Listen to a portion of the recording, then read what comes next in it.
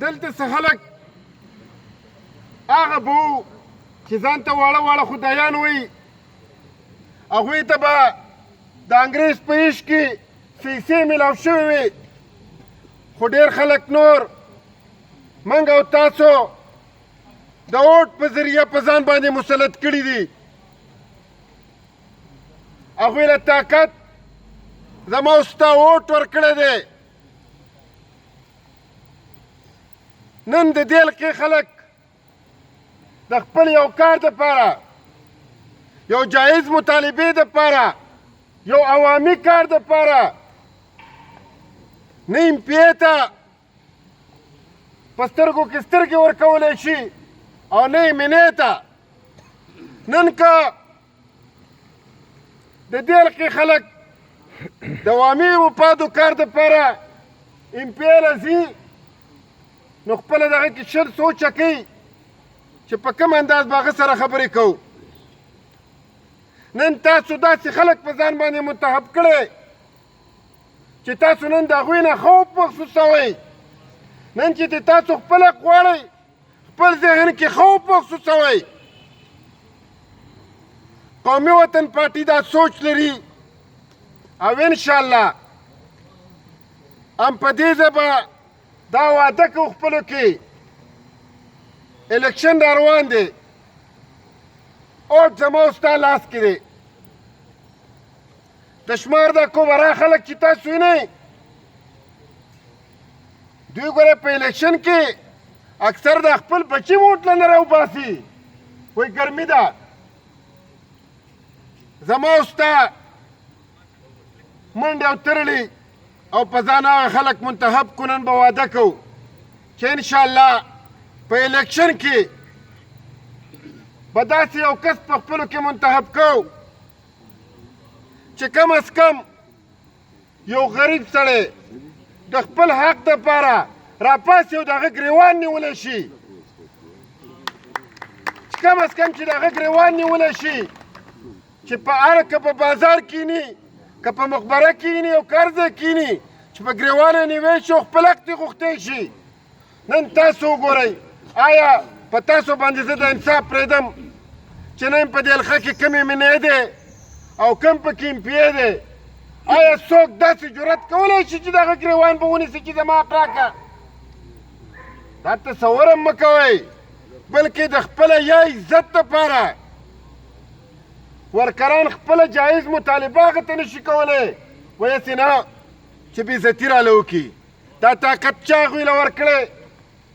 دا زما او ستا اوټ ورکړی زما او ستا اوټ ورکړی نو دلته به انشاءالله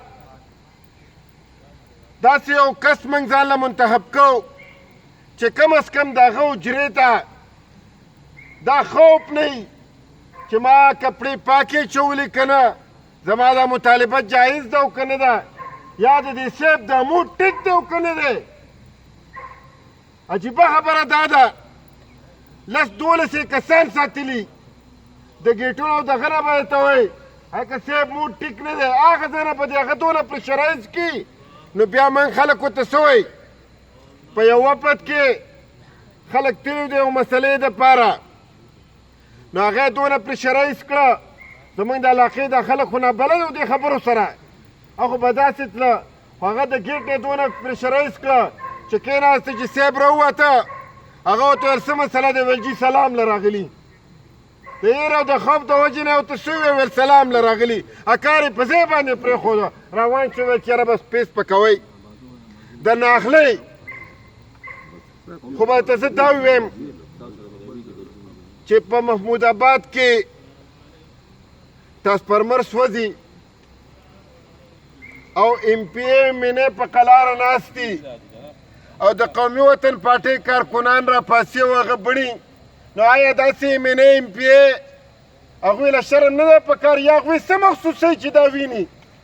داسې موارد چا ده دا د منتخب نمایندګانو ده دوی ته پڼ میلاویږي د ریپیرې غټې غټې ټنډرې کړي دي او بیا مو ته راپاسو او هغه ټرانسفارمر د قومي وطن پارټۍ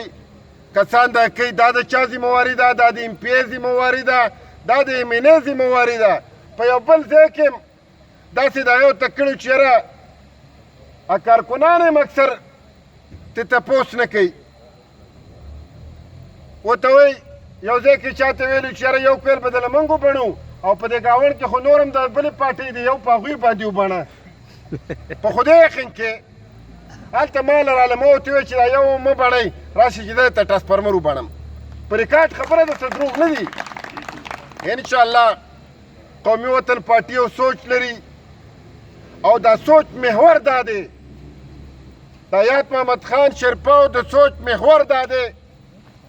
چېرې غریب سړی به راوچتېږي غریب سړی د هغه معیاري زندګي به ښه کېږي او هغه هم د دې څونه چې اسایش دي دونه د هغه د بچو ارمان دی اب هم ښه کېږي او که تاسو سوچ وکئ د کله نه چې د حیات محمد خان شیرپاو په سیاست کې حصه اخیستې وه د هغې نه بعد بیا د آفتاب احمد خان شیرپاو تاسو دور وګورئ خپل کلي کې سوچ وکئ آفتاب خان دومره ترقي غریب خلکو له ورکړه که تاسو وګورئ په دې علاقو باندې خو د خانزم لږ هغه دغه شروع خلک نه راوته ډېر خو که خو وګورئ نو په خدای یقین کوي چې بیخي ختم کړه پته پکې نه لګېږي چې خان څوک دی دونه ترقي یې له ورکړه څو سکولونه یې جوړ کړه خلکو سبق ویې نوکرۍ یې له ورکړې او امن یې راوسته امن غریب سړي خپل روزګار کولی شو غونډه ټکس ته چا نه شو اخیستی امن یې راوسته ترقي خلکو وکړه اوس که تاسو وینئ ډېر زیات بدلون چې کوم شیرپاو خان راوستی په هره محله کې تاسو به وینئ چېرې هغه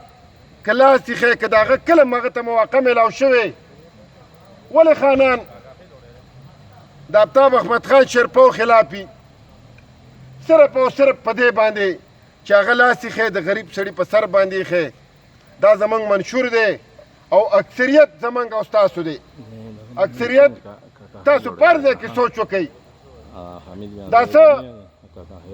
چې ځان ته وایي د دې سیمې د وړه وړه خدایان هغوی مو شمارئ د کچه بچه وشمارئ زموږ اکثریت دی هغه سره که نوکر دی څوک دی زما او ستا ورور دی زما او ستا بچی دی هغه سره که ډیور دی هم زما او ستا دی دا یو میشن به دغه کوو دا غونډ خلک دا به په یو لړۍ راولو او د خیره سره داسې کس به له منتخب کوو چې به د دوی د کورنۍ نه یا به د دوی د خاندان نه اوټ زما او ستا دی ولې بل له ورکوو خپل هم څنګ له بیا ورکوو د خیره څه واده ده انشاءالله دا زموږ مقصد دی چې دلته به موږ دا د ټوپک کلچر دا دلته چې د کم سیاست کم رخ دی دا به موږ بدلو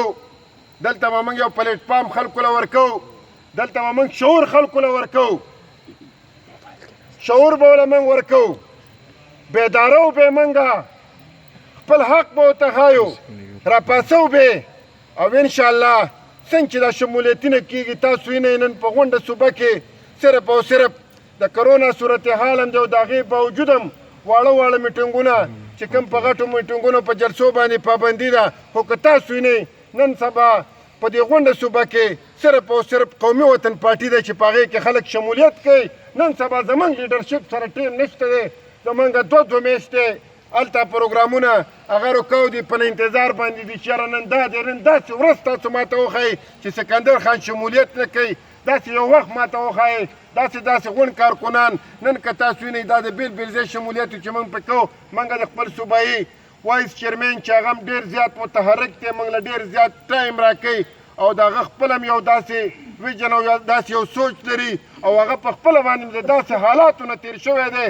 هغه سره دا احساس هم دی نو دې سره زمونږ دا پروګرام چې کوم دی دا چې په کار چې موږ بل ته خو هغه ټایم د وجې نه موږ درې څلور ځایونه یو ځای کړو او یو ځای وټاکو هلته یې کوو د خیره سره